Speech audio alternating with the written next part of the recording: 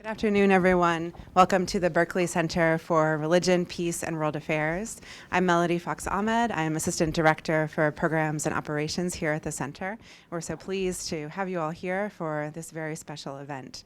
And before I speak about that, I'll just give you a quick introduction to the center for those who haven't been here before. The Berkeley Center has been at Georgetown since 2006. It's in the Office of the President. We do a wide range of academic, conference, publication, student activities and programming, all about religion, world affairs, peace building, global tolerance. So I invite you to check out our website. We have a great collection of resources, quite a good bit on the new Pope, should you be interested in learning more. So I invite you to the website and check our website for upcoming events as well. So I'm so pleased and honored today to introduce Jessica Mesman Griffith and Amy Andrews, who are the authors of Love and Salt, this wonderful book that we are gathered here to hear directly from them about today. We also have some copies for sale in the back. Just briefly, I personally was so moved by this story. It's an incredible memoir of spirituality, of friendship, of love, of motherhood, of loss. It's just incredibly touching and personal. If you haven't read it yet, I highly encourage you to. I had almost a visceral reaction at times reading it. My heart would be pounding. I would have tears in my eyes. It's just really beautiful, and I just applaud their courage for writing so personally and passionately about their friendship, their faith, and this special journey. I think it's particularly relevant to have this event here for several reasons. One, at the Berkeley Center, we focus a good bit on storytelling, on telling the stories that often aren't heard about faith, about peace building, about tolerance, with the aim of education and building bridges. So we have resources such as an interview series on faith and development, where you hear from practitioners in the field who work with orphans or HIV/AIDS. You never might hear their stories. We have students writing about their experiences when they go abroad. We have a blog called the Millennial Values blog, which features young people talking about all the issues that are of importance to them and how they're dealing with it, everything from immigration to homosexuality to college debt. So we often try to give voices to these stories that are often not heard in the realm of faith. So that's very important for one. Also, I think for the age that is our target here at Georgetown, students, young people. Amy and Jessica wrote this book when they were in their 20s. They were in grad school, just finishing up, just sort of on the cusp of starting their new lives. This is a point where many of us go through this time of uncertainty and choosing and choices and seeking and searching, and they just speak so beautifully to that. So for all the students who are here, I think it's a wonderful book to read in that sense as well. So we look forward to hearing from them. They're going to read some letters, speak a bit about the book, and then we'll have time to have a dialogue and discussion with Amy and Jessica. So thank you so much for being here. Thanks so much.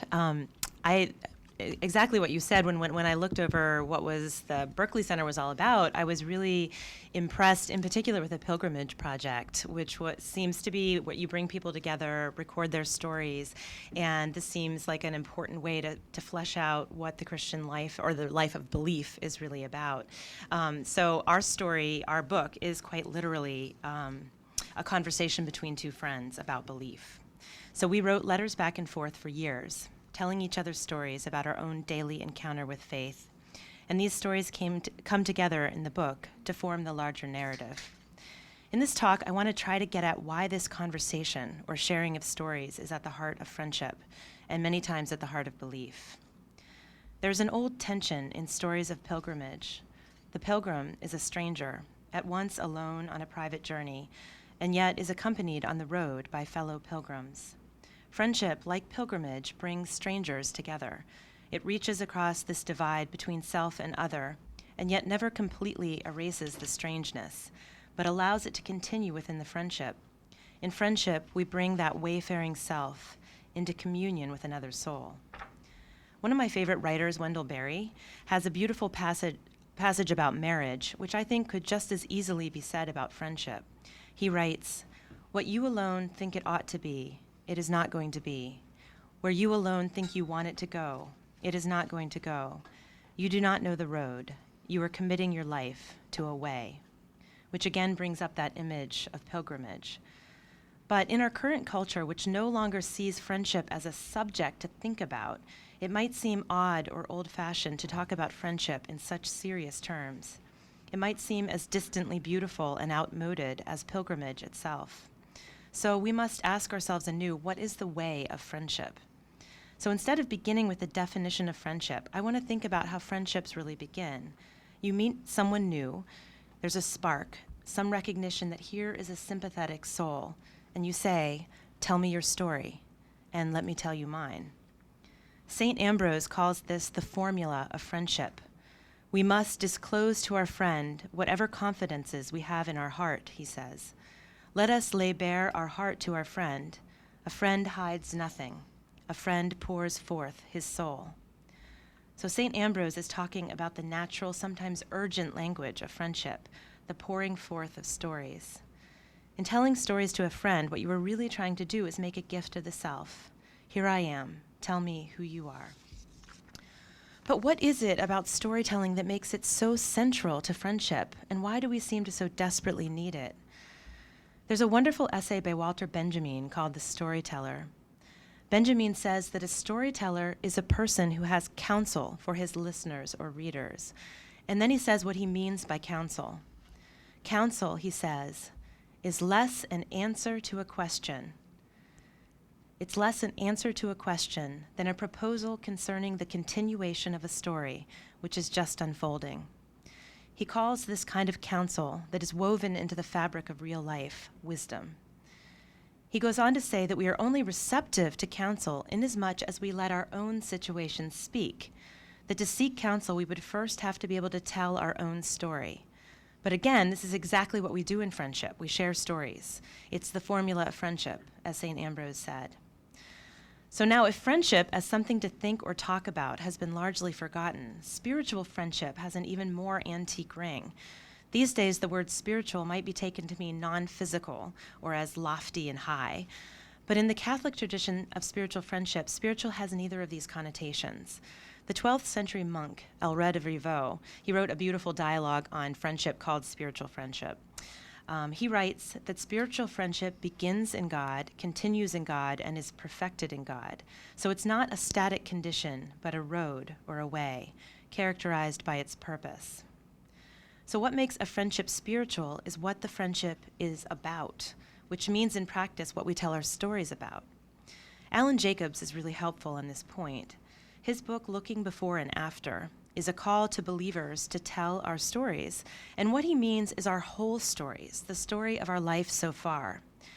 As people of faith, Jacobs thinks, when we try to convey the entirety of our life, we necessarily tell the story of our path to God. So the story a life of faith tells is the story of conversion.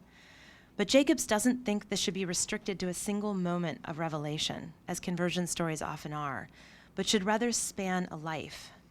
In fact, he thinks the greatest danger is to assume at any point in our life that our journey to God is over. He says we are always running the risk of the twin dangers of presumption and despair.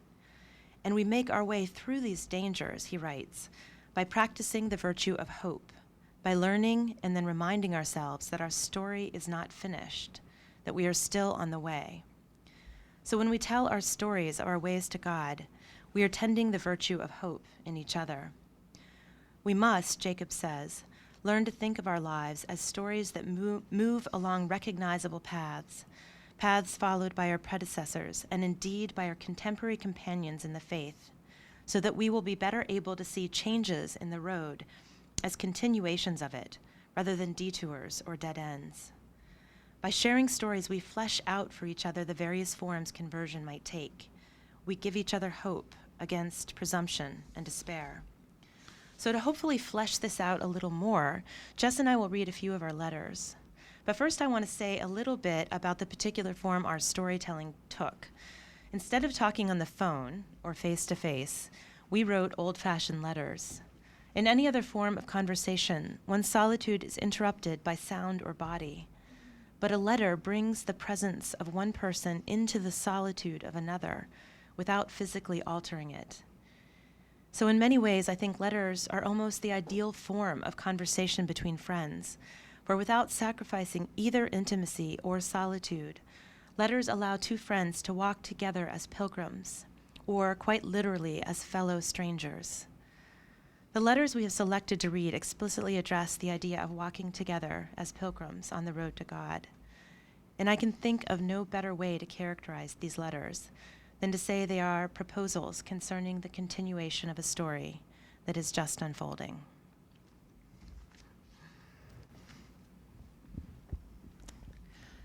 February 13th, 2005.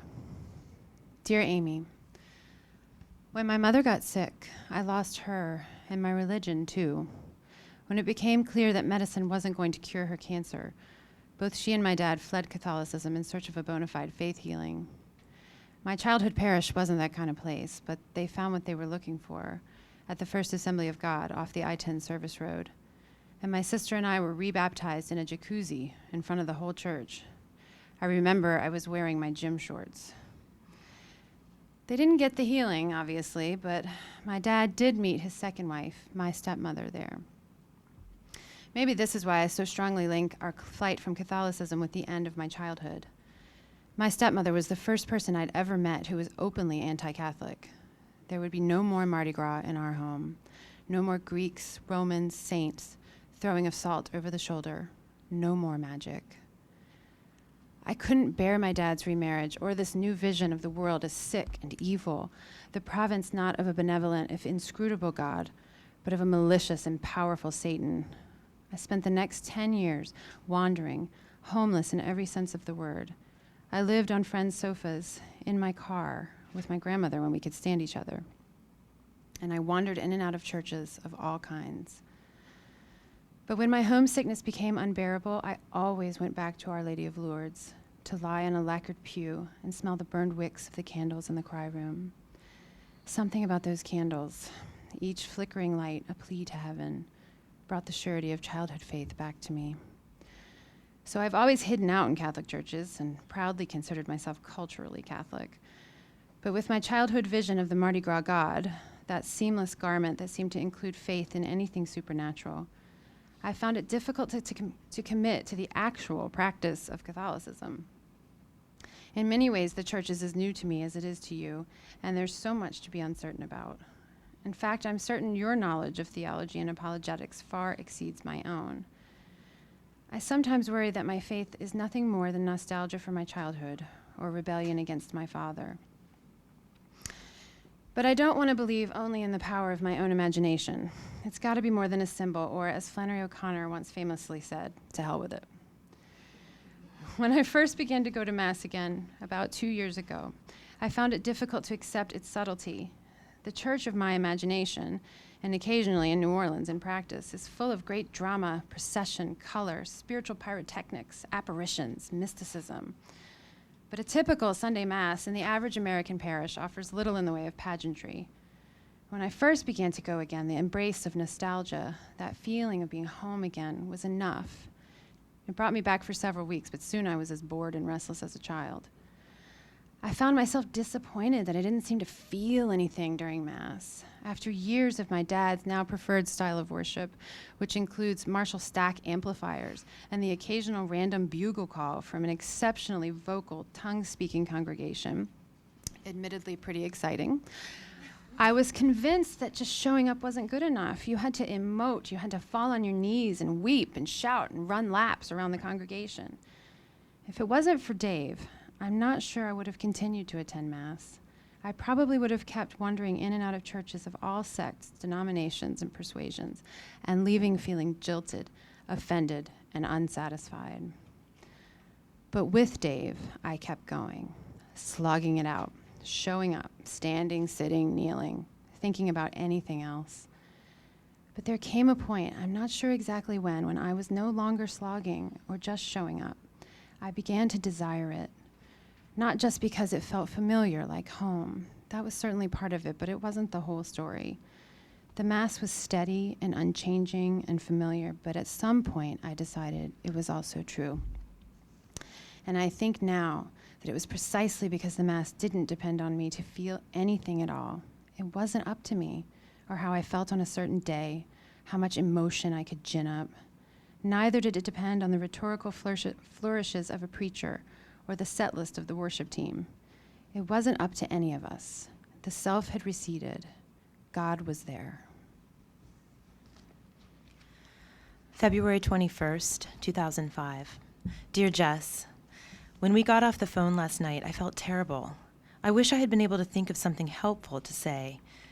It's actually hard for me to understand how you could think you were a poor sponsor.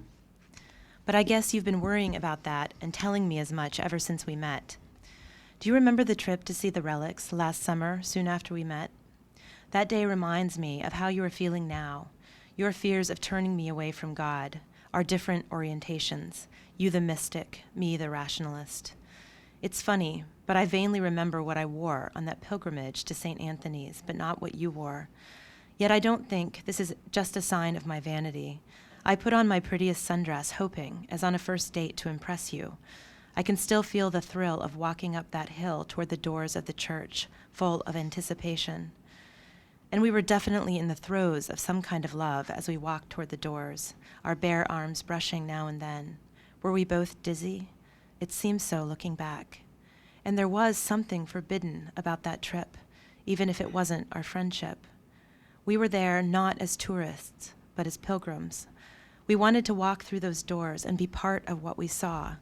We wanted not to pass it off as a curiosity or some bizarre sight, a tidbit of quirky religion to drop into a poem or conversation. We wanted to believe in it. I think we went together because we knew that either of us alone would never be up to the task. We opened the doors to that cavern of bones and blood and enshrined bits of withered skin, and we entered. From a distance, it looked like thousands of tiny picture frames hung in vast galleries on the walls, but up close, the horrors, as you called them, took shape. The crossed femurs, the skulls barely visible through their veils of lace, the chips of bone, the molars, incisors, and shards of nail. I think it made it worse that these bits of bodies were pinned against velvet in gold casings, sealed in wax. It seemed decadent, depraved almost, as if we were there for a peep show. I stood back in the pews and watched you circle the front. You told me you thought you might throw up. Watching you reel in front of those bones gave me the feeling of vicarious vertigo, of watching someone else stand on the edge of a cliff. You might have felt the question looming of whether or not you should stay in the church, but I was wondering if I should even enter. The bones and vials of blood were the riddle at the bridge. Would we solve the riddle differently and find ourselves crossing paths or running in opposite directions? But I think we both sensed that what the other did, we ourselves would do, whither thou goest. Some things seem to come to life only when shared. It makes me think of the line, wherever 2 or 3 are gathered together in my name, there am I in the midst of them.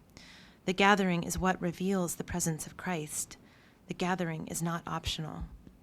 So did we walk up the path to St. Anthony's in the name of Christ? At the time, I doubt either one of us would have admitted that as our motive. But then why did we choose St. Anthony's as our destiny?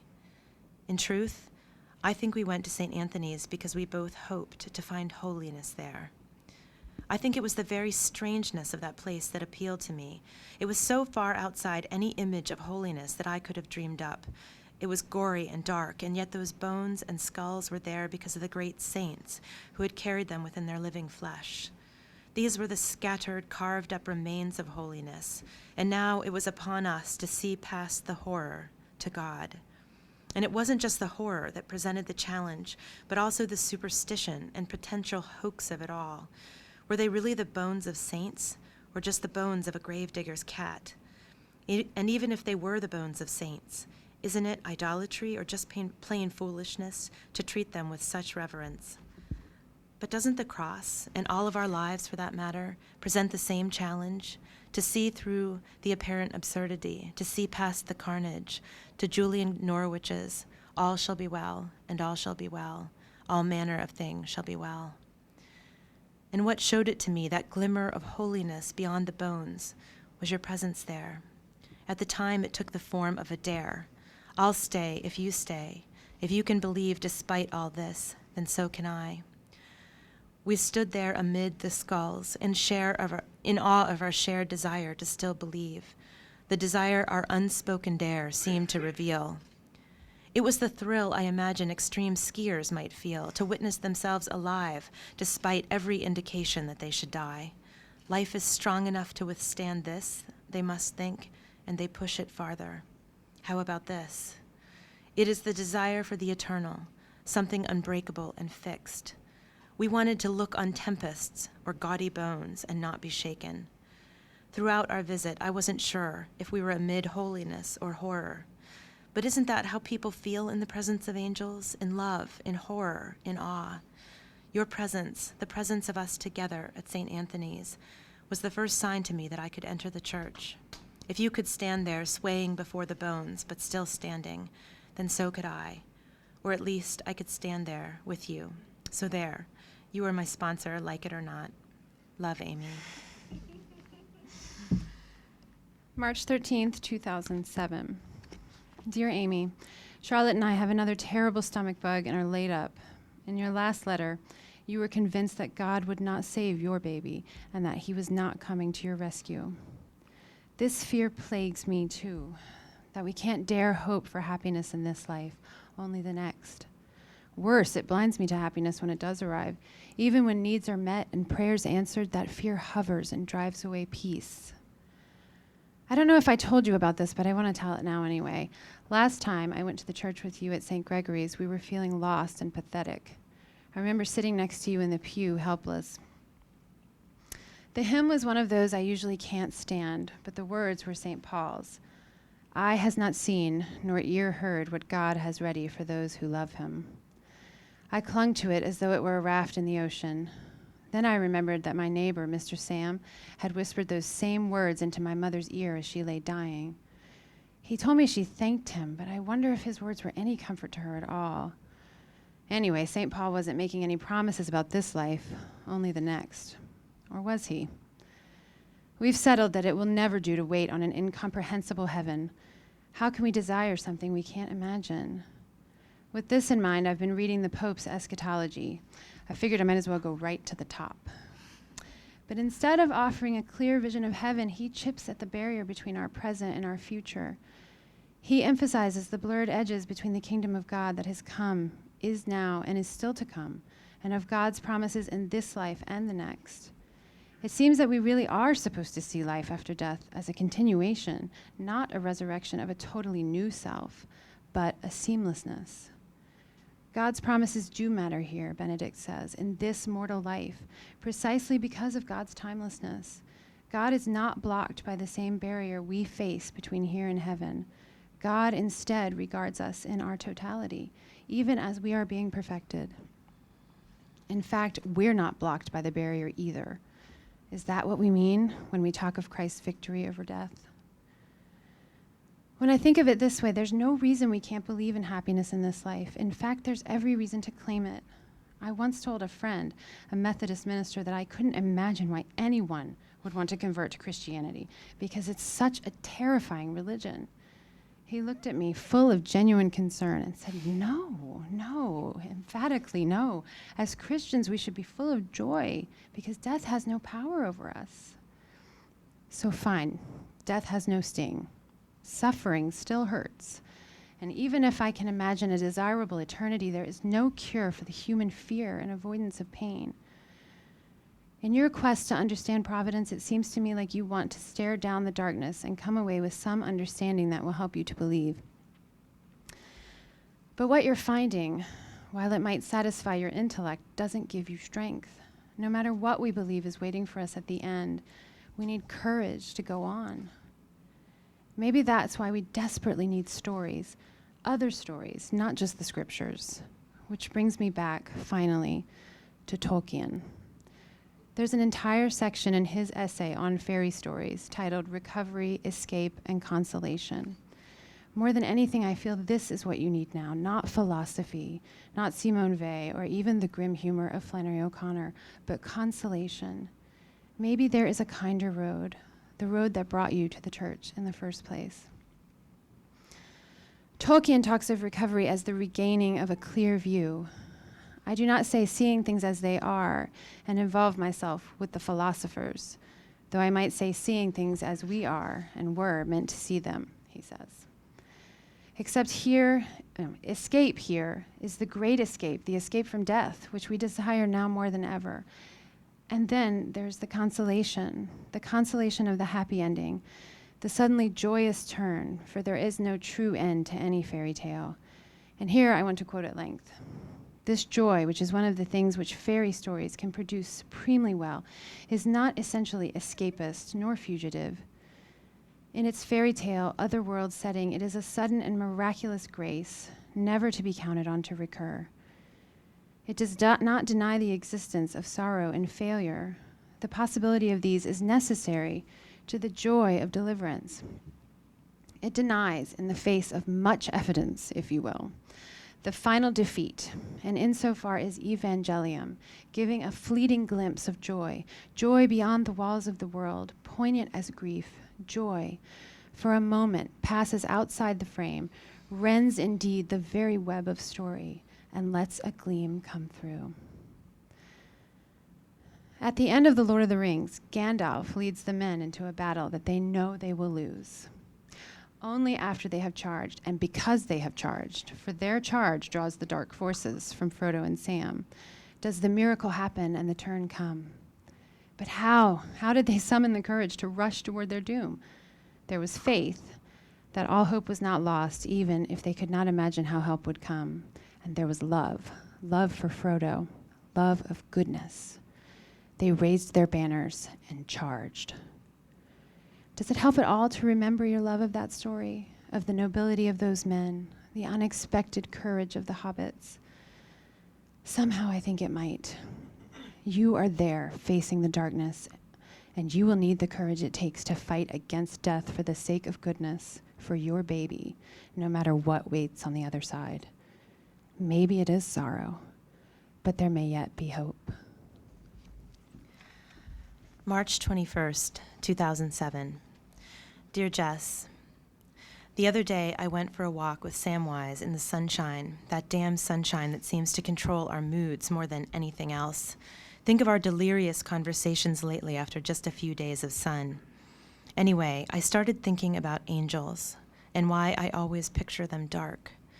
Part of it, I think, is how I feel about sunshine.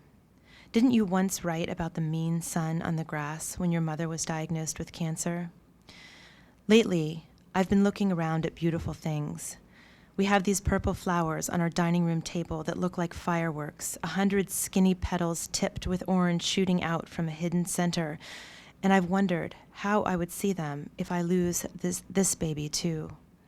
How dare the sun rise, your sister thought after your mother died.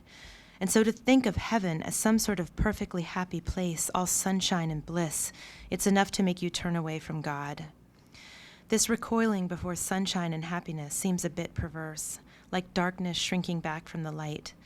And that may very well be the problem. But I don't think that is the whole story. Rilke writes, "Every angel is terrifying," and recalls the days of Tobias, when one of you veiling his radiance stood at the front door, slightly disguised for the journey, no longer appalling. And Ford Maddox Ford imagines God coming to a couple in heaven, yet he never looked at us, knowing that would be such a joy as must be overgreat for hearts that needed quiet, such a riot and tumult of joy as quiet hearts are not able to taste in full. But even more than showing restraint, the darkness of angels signals to me a kind of beauty that is lacking in the images of perfect light and happiness we often see. Think of how Simone Weil describes the heart of God and of the universe. This tearing apart God from God, over which supreme love places the bond of supreme union, echoes perpetually across the universe in the midst of the silence. This is not a truth that can be conveyed merely through the language of light. The silence Weil speaks of here, I imagine, is something like what Dillard heard from those fields of angels she once witnessed. Dillard says that the silence was as if God had said, "This is loneliness unendurable. It too has always been mine and now will be yours." Weil has a fuller vision, for it is more paradoxical. Dillard only gets at the lonely side of it. But it is this lonely silence that I think must also accompany angels. How could a perfectly happy angel, some sheltered resident of heaven, dare to come to us in our hour of need, or at the hour of our death, as the Hail Mary says? It would be like that well-meaning friend we wish to strangle, extending a hand to our elbow and saying, "It's all going to be all right, look on the bright side."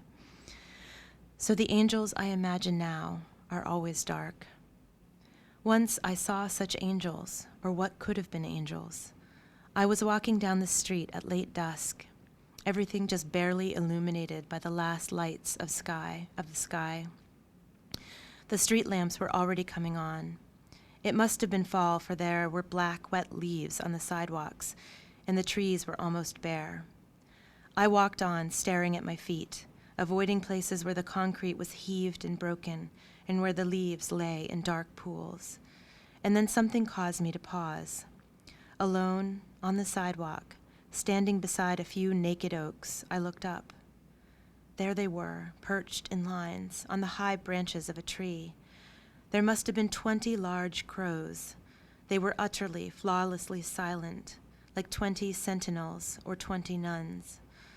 Their heads were turned in different directions, a few gazing down at me, but most out across the tops of things, into some distance I couldn't see from the ground. They had an eternal air about them, as if they had been stationed there for centuries. It was the combination of my oblivion and their presence that struck me. I could have walked by easily without noticing them. I could have passed unknowing, and probably had 100 times before, beneath their patient roost. But whether I had glanced up or not, they would have been there, cloaked in darkness, their black eyes and wings invisible against their black bodies. They would have been there, like praying monks are perpetually there in their pews at vigils, like guards standing watch at midnight. These hidden presences, gentle in their silence and darkness, seem to come from that center where the two notes ring out, both infinite distance and love, where silence speaks of loneliness unendurable, but God endured. These are the sounds they muffle in their dark wings and heads. Eventually I walked on. I must have, for I am no longer there. But I remember those birds as if they were angels. And I think of angels by imagining those dark, silent bodies that roost just above our heads and wait, whether we notice or not. With love, Amy.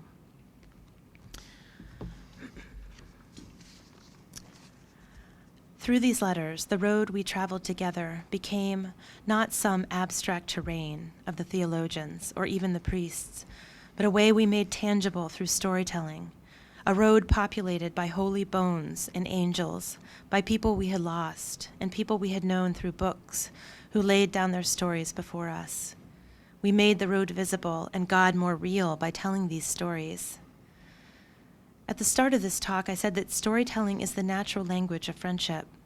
Stories attempt both to make a gift of the self and to offer ways of continuing down the road.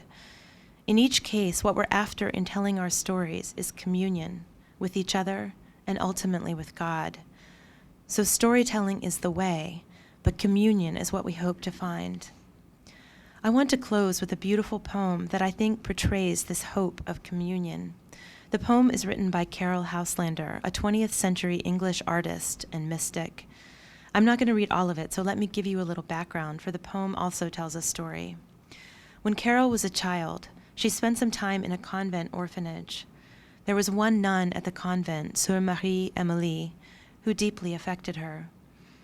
Houselander describes this woman as little and very old, with eyes of onyx and cheeks of vermilion. She describes Sœur Marie-Émilie's simple ways, shelling green peas, stoning plums, and gathering the warm, soft eggs. So this first stanza is from the middle of the poem. She has affinity with the hens. When a hen dies, she sits down on a bench and cries.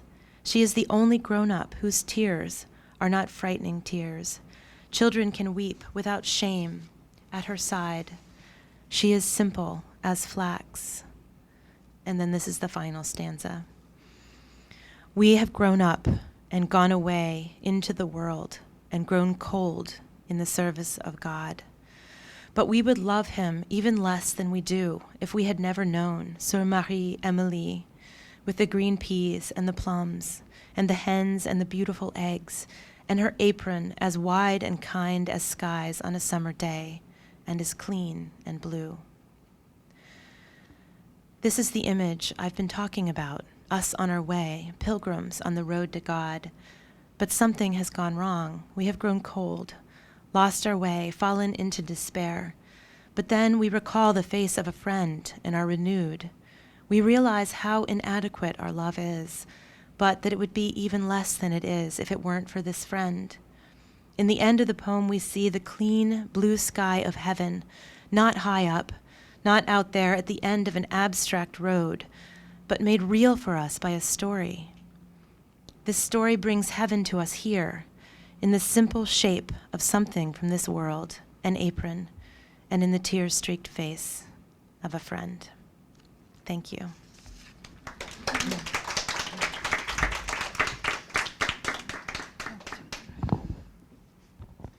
Thank you so much.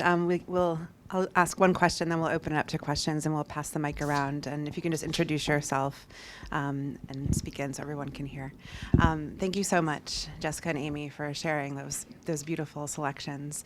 The question I have to start us off is, your story is just so deeply personal. It takes you from Amy's conversion to Catholicism, all the spiritual wrestling and seeking you're doing, to marriage, to both of your pregnancies, to the loss of Amy's daughter, Claire, the birth of Charlotte, the birth of John, just such intensely personal emotions that you're going through. I've always kept a journal. There's no way I would ever imagine sharing it with anybody, not even my husband. He read some of it once and we didn't speak for a long time. What led you to take these deeply personal letters, this treasure trove of your life, and share it with the world? Did you see it as part of your spiritual communion, not just with each other, but with the rest of the world? Yeah. We were actually living in the same place when we made this decision, and we'd never intended for our letters to be a book. So basically what happened, we were living in the same place. We'd lost our letters because we were now living in the same area, and that was actually very sad for us. But at the end of this trip, we thought we were going to be living together in the same place for the rest of our lives, but my husband got a job back in Chicago, and so we moved. And Jess and I were both really devastated that we were losing this daily proximity. So we decided to put our letters together, and we had to Xerox them because most of them were handwritten. So we Xeroxed all of our letters and collated them. And at that point, we read through them in their entirety, and we realized that there really was a story there that really shocked us. So that was the first step, but it just happened at that time. We were reading the book that I mentioned by Alan Jacobs called Looking Before and After, Testimony in the Christian Life. And the idea of fleshing out various ways of the Christian life seemed inspiring to us, and it seemed to give us a reason for doing it. And we really did feel after reading it ourselves that there was a universal story that could be experienced by other people. But then after we finished editing our letters, we actually sat on the edited final copy for almost 2 years before we sent it out. So it was a pretty big decision to do it. But then we had quite a lot of time before it was actually published. I mean, they were never intended to be published. The origin of the project, maybe we should speak to it just a little bit, Amy was converting to Catholicism. It was her first Lent before she would formally enter the church. And we had just moved away from each other after just becoming friends in graduate school, so we barely knew each other. And she asked me to be her sponsor, but we were living apart, so we didn't really know. I really wanted to take that sponsorship seriously, and the way we imagined doing that was, well, we'll write letters about faith. We'll tell each other our stories about how I was raised Catholic and then fell away from the church and came back, and what brought her from this agnostic atheist background that she's coming from to want to enter the Catholic Church. And so we took it on as a Lenten discipline, that Lent, and we wrote a letter a day every day for that Lent. But they were certainly never intended to be shared with anyone, ever. So while we are writers, and so we approach this as writing beyond, I also keep journals, and I stopped doing all of that once we really got into this letter writing. I just sort of fell in love with letter writing, and it became this way of writing that I didn't want to do any other writing. I stopped writing for publication at that time. I stopped keeping a journal. All I did was write these letters. So it did become a writerly project for me, but still never with the intent of publication. And I think that was extremely freeing, and it restored this this feeling you have when you're like a little kid and you love to write, when there's no pressure to show anybody and you just sort of can go anywhere and do anything. That was there in these letters. And I also think that's what helped it to become a really spiritual experience. It was a private exercise, but just the fact that it was shared with just one other person made it different than keeping a journal. There was still an audience in mind, but the fact that that audience was just one person changed the nature of the writing altogether. So I just wanted to point that out. And then when we went back, and I mean, we loved our letters. We felt that we were doing something important. We didn't know why, and we often thought we were crazy, and we'd just gone off the deep end, and we were never going to write again, and we were just going to write to each other. And okay, well, I hope I can get some other kind of job, because, you know. So when Amy moved to Sweetbriar, that's why we were just like, everyone was so shocked because we should have been more excited, but we were like, how are you going to write letters? You're going to be living next door to me. And we tried all these crazy schemes. We gave each other up for Lent that Lent and tried to write letters. And we don't have mailboxes at Sweetbriar, so we don't have mail delivery to your house. You have to go to a post office. So we tried to like buy post boxes and put them in front of our houses just so we could deliver. It was ridiculous. So our letters were gone, and we had a daily friendship, which was wonderful, but it wasn't the same. And so when Amy and Mark were leaving, we were sort of like, we'll get our letters back. But it was also sad. So that's why we came together and said, well, let's put, the letter writing is over, obviously. Let's put them together and see, and we'll just give it as a gift to each other. It'll just be this record of that time of our lives. And then looking at the story as it was told, which it was like way too long. It was thousands of pages at that point. It was only then that we saw that we had lived a story. We knew we were telling stories of our past, but we didn't realize we'd lived a story together, and it was very narratively coherent. There was a beginning, there was a middle, there was an end, and we were really shocked. And to be reading that book on testimony at that time, that's what made us feel like testimony is important. It's what keeps us on the path. It's what keeps us seeking God, hearing other people's stories of how they come to faith. And I think that's why we felt that we wanted to share it, even though it took us a really long time to get up the nerve after that. I'm Kyle Vandermeulen. I work here at the Berkeley Center. Thank you so much for sharing this. This is very moving, and I'm really looking forward to reading the book. I'm just wondering what you think about the difficulties of having a strong spiritual friendship today. Because on the one hand, if you look, there's so much communication is so much more available now than any time before. So it's very easy for us to get in touch through Facebook, Twitter, whatever, with people. But it seems like at the same time, the depth of friendships is declining. And I know that, people say, the studies have shown that people say that they have a smaller number of close, intimate friends than they used to. And I'm just wondering if you have any thoughts on that experience, and if you thought at the beginning about doing something like emails or phone calls or something like that instead of the letter writing. Like, what led you to the letter writing, which I think is beautiful? We were absolutely, well, did you suggest at one point email? Yeah. Okay. I should convince her that we should email. Yeah, we loved writing letters, and if you write letters at all or receive letters, you realize what a more special thing that is. I can say a little bit more about that, but I wanted to address what you were saying about friendship first. I think one of the problems is we really don't talk about friendship, and this is sort of a new thing in philosophy. There's a few books written recently about spiritual friendship, but for many, many years and even centuries, friendship has sort of fallen out of the common discourse. And it wasn't always the case. People used to think about friendship as a really important part of the state, as a really important part of the spiritual life. And there's beautiful things written on it from Aristotle up through Aelred of Reivaulx. Most recently, Emerson has an essay on friendship. But even that really wasn't part of a culture of talking about friendship. And I think when something falls out of the common discourse, people don't really have a model to help raise up their own lives. I mean, and that's really what we're talking about in telling stories, that when you tell stories to other people, it gives them a sense of possibility.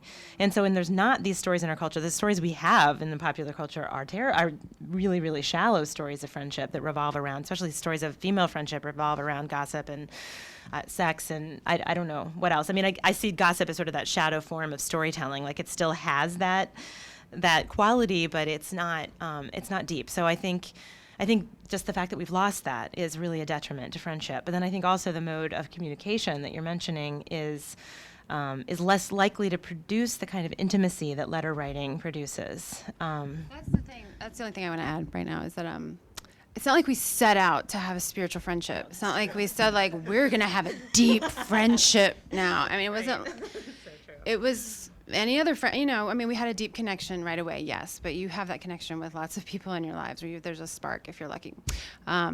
It was through this mode of storytelling that we arrived to later understand that what we had was not like anything we had with anyone else in our lives or had ever had before. And it was definitely through letter writing that we got there. So it's just really interesting to think about the role that storytelling plays in friendship for us for that reason.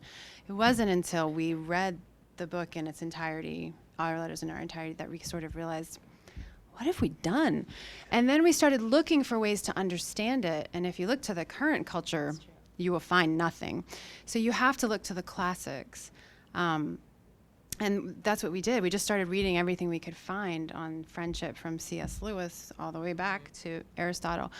And we saw that, yes, true friendship used to be talked about. Spiritual friendship used to be seen as essential and different and set apart from companionship. Not the same thing as the workaday friendships we all have and need. We need those relationships too. But there was this other thing that was rare, but that we could have, and that was a path to God. Say something else about letters, maybe?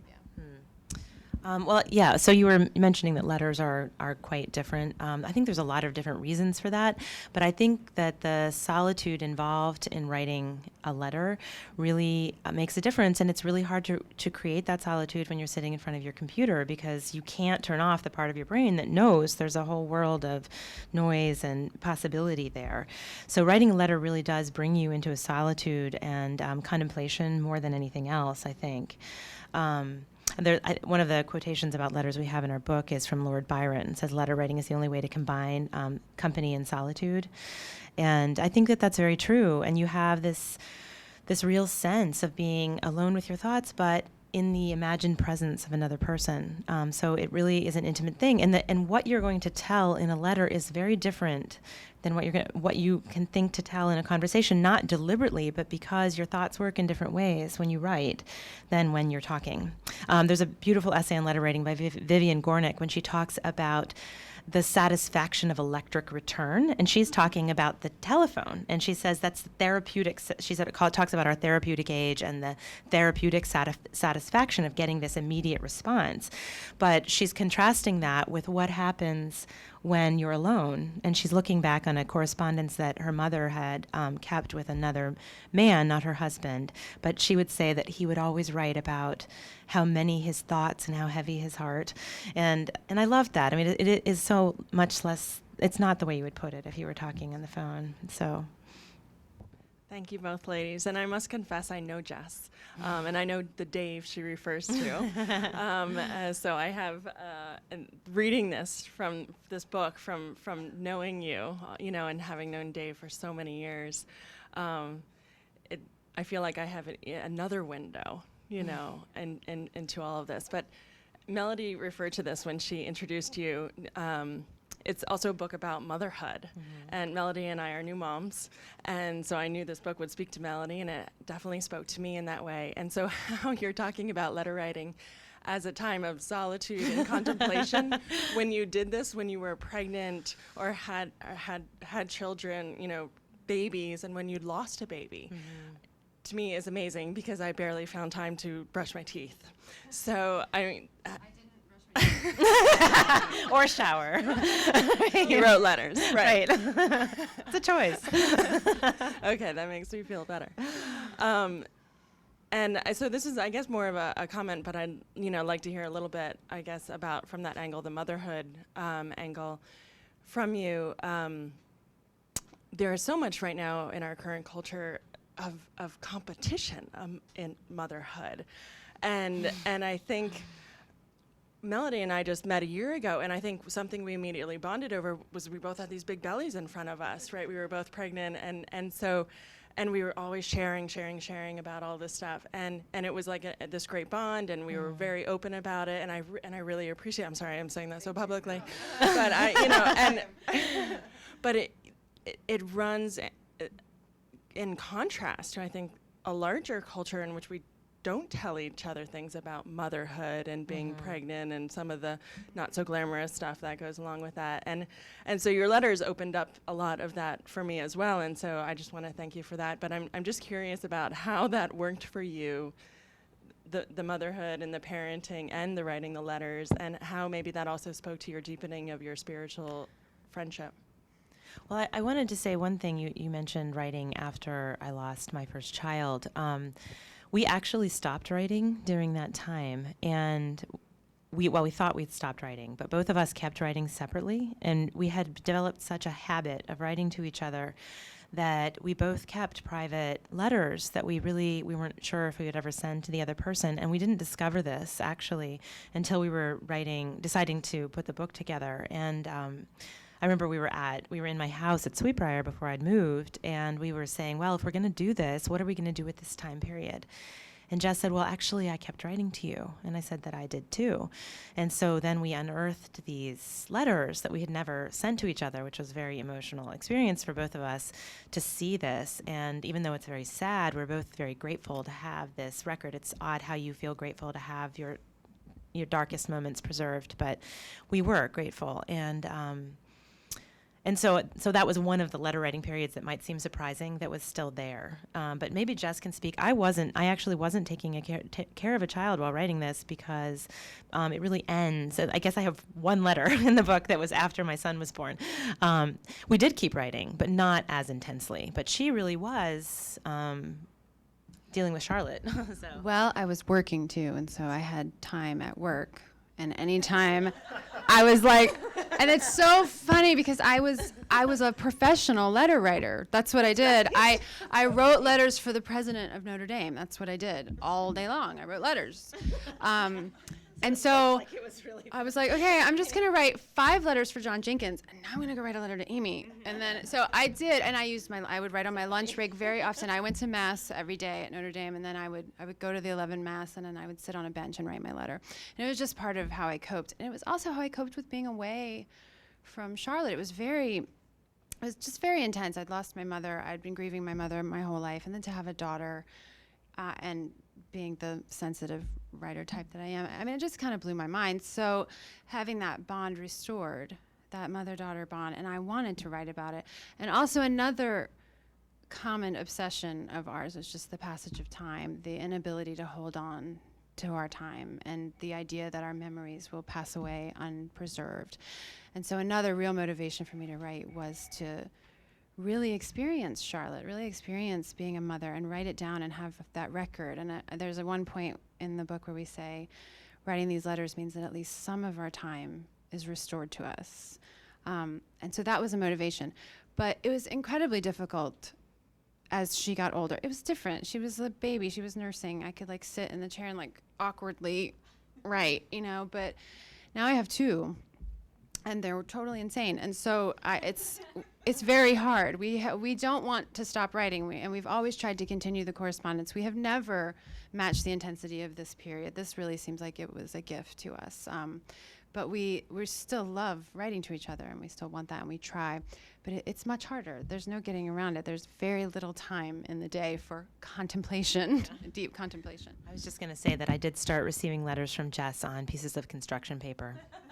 So that changed. Yes, the backs of receipts, whatever's in the diaper bag sort of thing, crayon, yeah. Something Jess said, though, made me think of one other thing I wanted to mention. She was talking about common obsessions.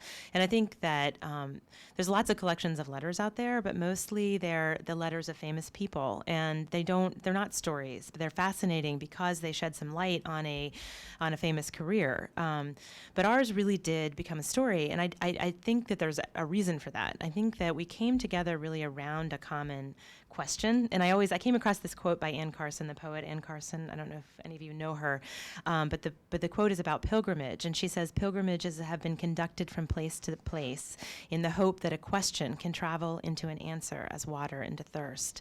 And I think about that as our journey as a pilgrimage, and that there really was a question at the heart of it. And it was a question that predated our friendship for both of us. It was really the question of mortality.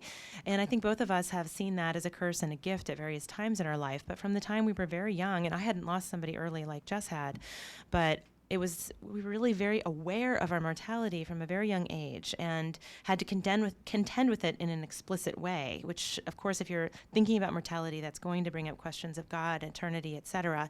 And I think to find another person that was seeking God in that same mode and I don't think we realized that at the time, but I just see that looking back and through, it was really the thing that focused our correspondence, and it really, I think, gave us a lot of solace to be able to see that question playing out in another person's life. So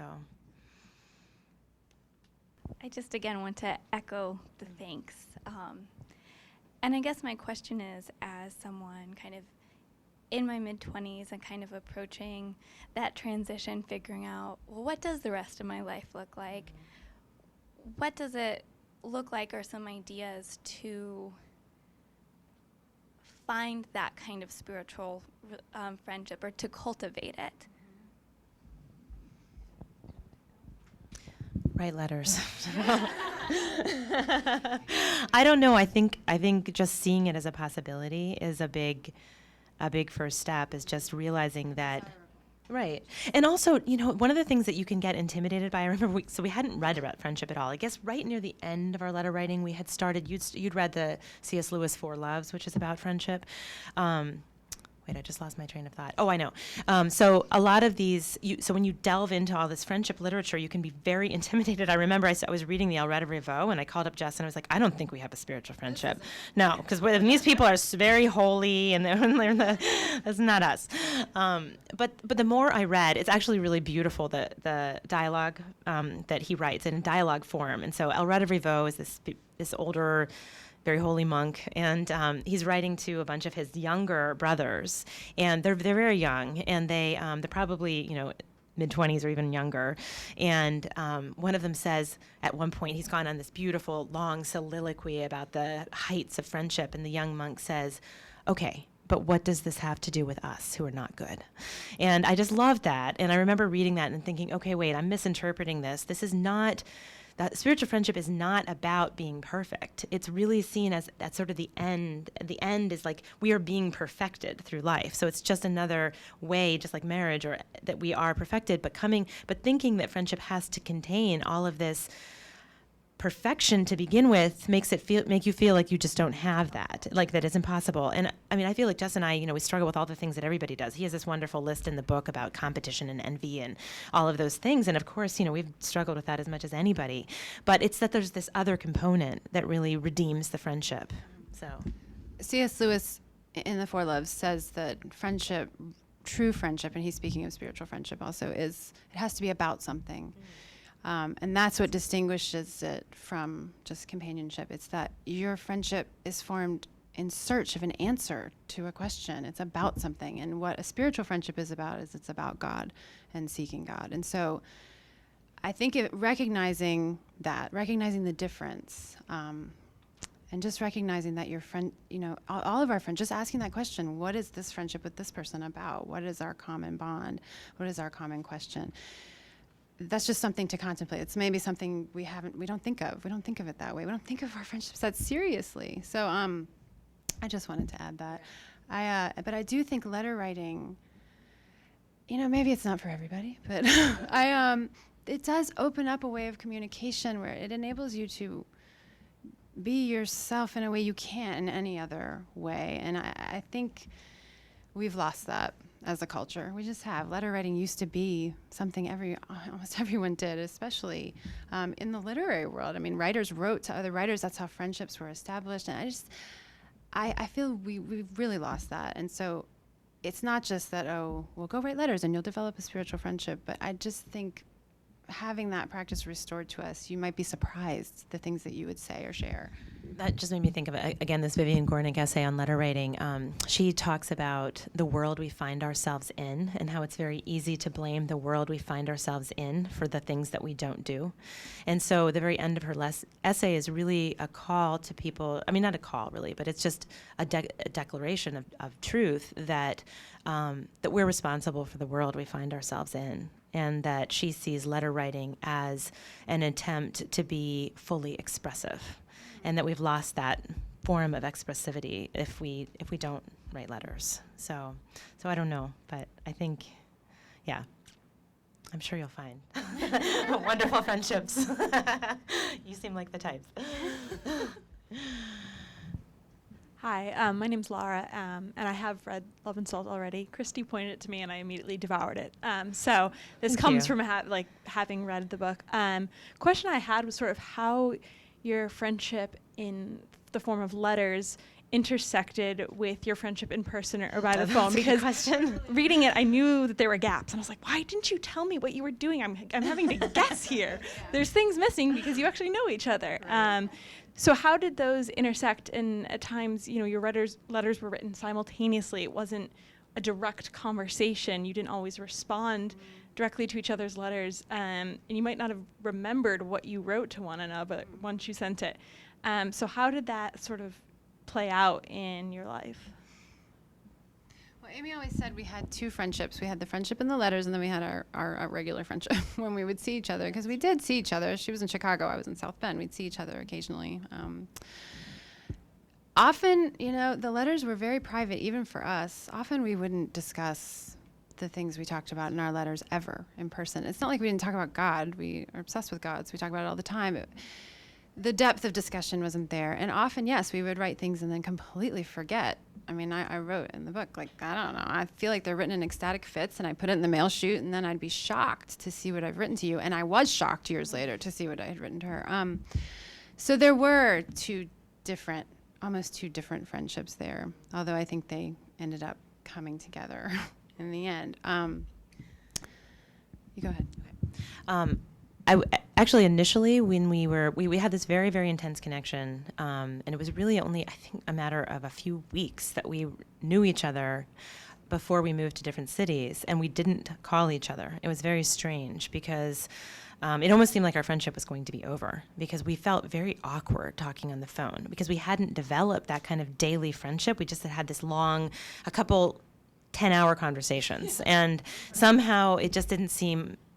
It seemed we were shy, so we didn't call each other. And I think Jess came to visit me at some point. She wasn't even really visiting me. She was doing a story in Chicago, and but at that point, I had decided to convert to Catholicism and asked her to be my sponsor, and we decided to do this letter writing. So that the letter writing, I think, is really how we got to know each other. So you might feel that a little bit at the beginning of the book, that we're developing friends. And then, of course, eventually we emailed, we talked on the phone, we did it all. We were very, very close in those other ways as well. But it was completely different. And we were very shy about our letters. You might remember this part in the book where Jess brings a letter. We're going on a trip together. She brings a letter and hands it to me. And I remember feeling like I was coming face to face with my secret correspondent. And so there was this sort of, I guess it's just the nature of the intimacy, so you feel a little bit shy about it. But I also think that letter writing is a way for that intimacy. This might speak to your question a little more.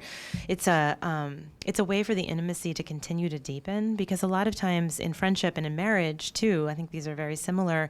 You get to a point with somebody where they've heard all your stories, or it seems they have, and they know you. And at that point, it's kind of embarrassing to try to be somebody new or to think a new thought, because you feel like they'll just call you out and say, "Who are you?" Right? And instead, I think by writing letters, we can. I once said it's kind of like whispering in the dark. Like you have this quiet way of talking that isn't face to face. So you really can allow your intimacy to deepen. And I think during the time period we weren't writing letters, that part of our friendship really went away. It wasn't entirely gone, but it would be harder for me to have seen us as spiritual friends during those times because we just didn't really have a developed conversation like that. So, oh, there's one. Do you want me to go? Just one last one. Sorry. First, I want to say that I'm so impressed. This is my first time here, and it's just a beautiful discussion, and I love hearing this. Thank you. And I hope this isn't a spoiler, but we haven't heard a lot about sort of your internal processes and where you are now in terms of how you think about God and your faith and your belief. And I was wondering if you could put some words around You mean today? Today, about Okay. what your animating questions are today as you've gone through this process. I'm sure we can, when you read, we'll learn about it. But now, do you have any words around where you are? I'm really struggling with the saints right now.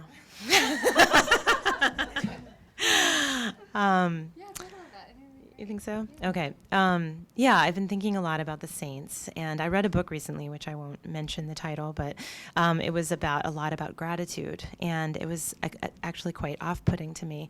And the book spent a lot of time talking about how all the bad things in the world come from God, and so I was and it was a Christian book, so I was very frustrated with the book, and I thought, well, I'm going to go back to all the people that she is citing, and I'll see that they don't say the same thing. So I went to Saint Teresa of Avila, who we talked about a lot. I went to all these, Brother Lawrence, all these different saints, and I found exactly what I'd seen in her writing in these other saints, talking about basically that everything is from God, that light and darkness are the same, and I can very much see where that comes from.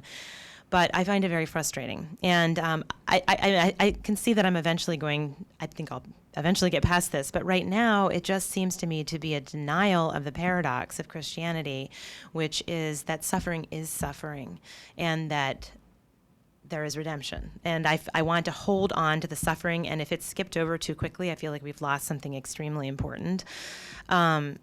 And so, especially like at the end point, St. Teresa of Avila is wonderful early on, but when you get to the end of Interior Castle, for example, she says all is grace, and she really means that. So I'm just struggling with how to understand that statement without feeling like I'm reducing everything in life to the same thing. I want to be able to keep the differences there. So that's one of the things I'm struggling with, but I don't think it's just the saints. I think it's a larger understanding. Again, I mean, it's an extension of the providence question of how God works in the world. Go ahead. It's just, it's not like we figured it all out. That doesn't happen in this book, We still have a lot of questions. And Amy talks in the book about being clients of certain aspects of God throughout your life. And at this point, we were definitely struggling with providence. We're still struggling with providence. But I think now, as mothers of young children and mothers with careers, we're really struggling with the God of absence and the feeling that, we don't have time to engage in deep contemplative prayer or even, brushing your teeth. It's a struggle. So, but wanting, feeling this divinity of being a mother, of this love you have for your children and the looks on their face. These little moments during your day, and not really wanting to turn away from that, to turn yourself away from your human relationships, from the intensity of your family, to seek something other, something out there. And so really, and I know there's a grand tradition of, God in small things and God in each other. And we write about it. This is what we've experienced, how we can experience God through our relationships. But I do think that that's the constant question now. Is this really enough? Am I really okay just really devoting myself to motherhood and feeling those moments of transcendence through my motherhood? Or should I be out there serving others and, out in the world, and also just praying, which is such a struggle. Yeah.